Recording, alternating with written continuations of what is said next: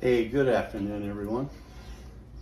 Went out today, 200 rounds on the Osight red dot from Olight. This is a new one. It was the red one. Can be honest with you, I didn't like it. I'm sending it back. Don't waste your money on it right now. They need to go do a little more homework on it and fix some stuff. So I did shoot video of probably about 100 rounds or so, maybe a little bit more or less. But I don't know if I'm going to post a video right now because of some of the testing methods I did. Probably going to piss off a lot of people, and I don't want to hear the bullshit. So I did not post a video yet. I might later. And I'll tell you why I'm not going to. But let me go over this red dot. I couldn't get it to hold zero. 50 to 60 rounds, we'll use the number 50. I couldn't get it to hold zero. At 10 yards, I should have been shooting inside of a quarter, maybe a $1/2, inch and a half. I should have been able to, I couldn't. I couldn't get anything bigger or smaller than about 3 inches, and it kept wanting to just go all over the place.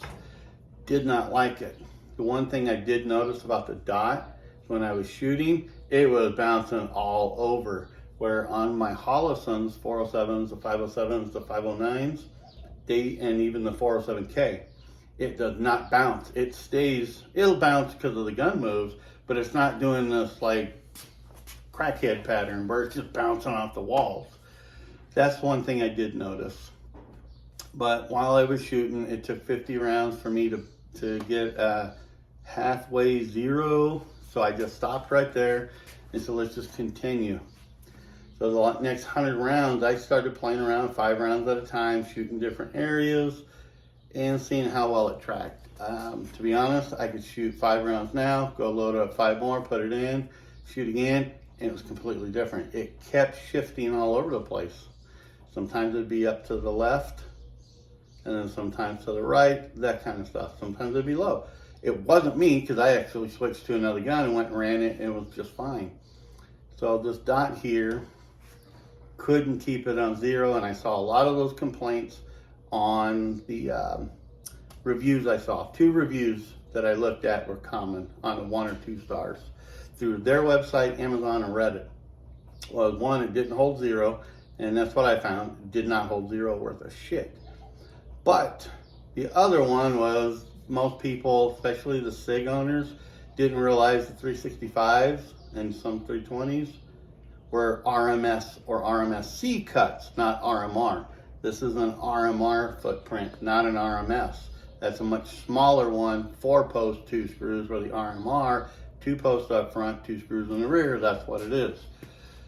And I know Olight had that. I didn't see it, but I know they had it where it was compatible with those guns. And if you know those guns, you would know that those are RMS cuts, not RMRs. So don't go by some of these manufacturers. Look at your gun and know what the footprint is before you go buy it.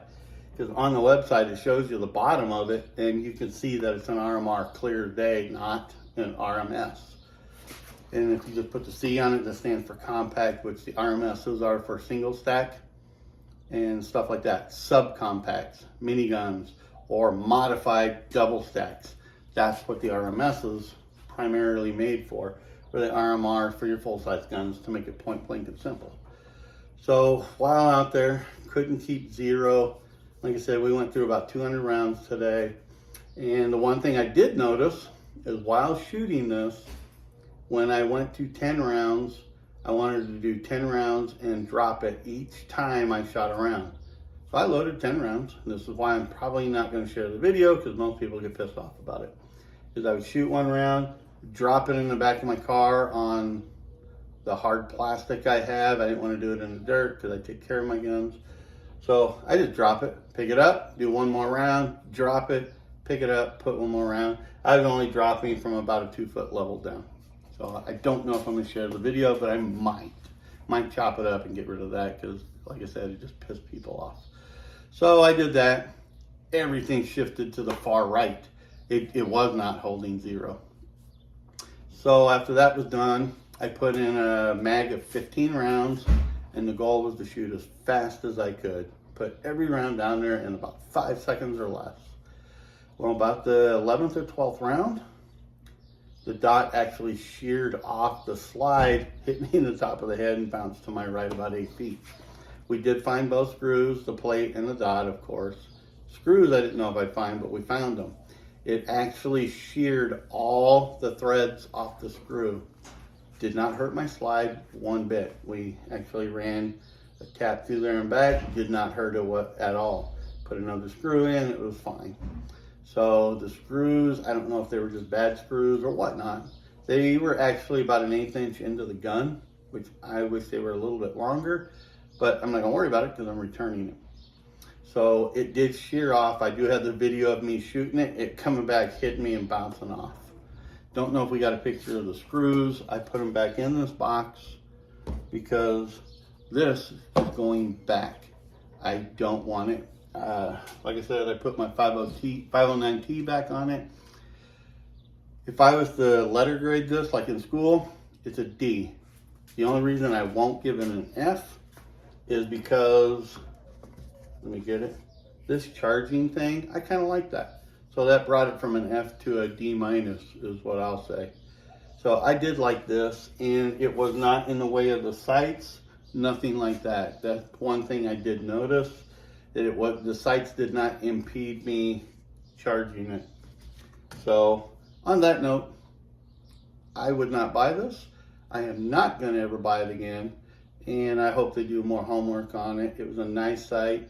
It did fit the duty holsters of Safariland, like the 6390 RDS, which is the Smith & Wesson M&P red dot holster. It did fit in there perfectly fine, and it wasn't impeded going in or out. It ran just like I run these ones, unobstructed.